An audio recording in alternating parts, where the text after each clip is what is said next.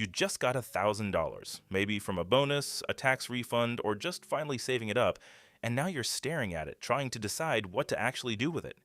Most people either freeze completely or throw it at whatever stock or coin someone mentioned in a group chat that week. Neither of those is the right move. There's an actual order of operations that makes the most sense for almost anyone in this situation, so let's walk through it step by step. Step 1. Before a single dollar of that thousand touches an investment account, check whether you're carrying any high-interest debt, specifically credit card debt. If you are, that debt is very likely growing faster than any typical investment will realistically earn you over the same period. Paying that down first isn't a boring detour away from investing. It's genuinely the highest guaranteed return available to you, because eliminating a high interest rate is the same as earning that rate risk-free. If a chunk of that $1,000 kills off a credit card balance, that's already the smartest use of the money before anything else even gets considered. Step 2. Once high interest debt is handled, or if you don't have any, look at whether you have any emergency cushion at all. If you don't have at least a small buffer set aside separately, some of this $1,000 belongs there before it goes anywhere else. This isn't about building a massive fund overnight. It's about making sure an unexpected expense next month doesn't force you to pull money back out of an investment right after you made it, which resets any progress before it even had a chance to grow. Step 3. If you have access to an employer retirement match and you're not already contributing enough to get the full match, redirect part of your regular paycheck to capture that before deciding what to do with the lump sum. That match is essentially free money added on top of whatever you contribute, and missing out on it is one of the more common ways people accidentally leave money on the table without realizing it. Step 4. Once debt, a small buffer, and any available match are accounted for, the remaining amount is what actually goes into long-term investing, and this is where most people overcomplicate things. A broad, low-cost index fund tracking the total market or the S&P 500 is the most sensible core holding for almost anyone in this position.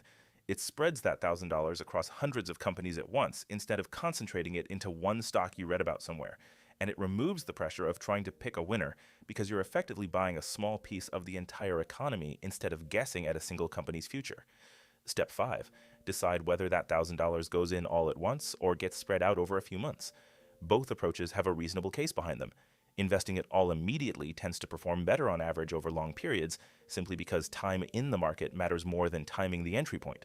Spreading it out over a few months instead reduces the emotional discomfort of investing a lump sum right before a downturn, which matters because the version of this plan you can actually stick with beats the technically optimal version you abandon out of stress.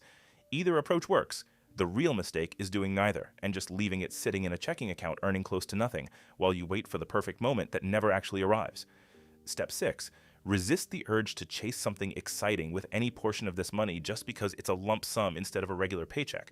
$1,000 showing up all at once tends to feel like house money, like it's not quite as real as money you earn slowly, which makes people far more willing to gamble it on something speculative than they'd ever be with a normal paycheck. That instinct is exactly backwards. $1,000 invested boringly and left alone for a decade will very likely outperform the same $1,000 gambled on a speculative pick, purely because boring compounds and speculation usually doesn't survive long enough to. Step 7. Once it's invested, leave it alone. Don't check it daily, don't panic if the market has a rough month right after you put the money in, and don't treat a short-term dip as a signal you made a mistake. $1,000 invested today isn't meant to prove itself in the next few weeks. It's meant to quietly grow for years while you focus on the things that actually move the needle more, like your income and your ongoing habit of investing consistently going forward. That's the actual order. Handle high-interest debt first. Build a small buffer if you don't have one. Grab any employer match available to you. Put the remaining amount into a broad, low-cost index fund. Decide between investing it all at once or spreading it out based on what you can actually stick with emotionally. Avoid the temptation to gamble a lump sum just because it feels different from a regular paycheck, and then leave it alone.